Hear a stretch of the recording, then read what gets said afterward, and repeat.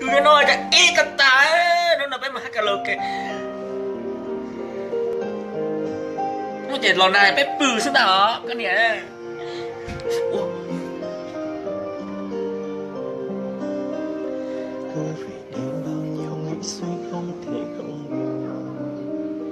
nhưng chỉ giờ bên em có khi ai sợ ta đến, vì anh biết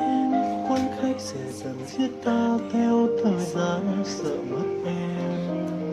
đôi mắt lại u sầu, biết làm sao khi anh đã yêu em nhiều như vậy, muốn kể bên em tôi mỗi giây nhưng ngại cho em là con gái cứ phải bận lòng đắn đo khi hẹn chụp con nét sai để có thể bên nhau như đã hứa, có lẽ cần một cái gật đầu xin cha mẹ về bên anh để chẳng may đường về chưa đông đã sẽ có bàn tay chở che em này, cái gật đầu dù chẳng sáng sau nhưng chỉ cần được bên em để sẽ chia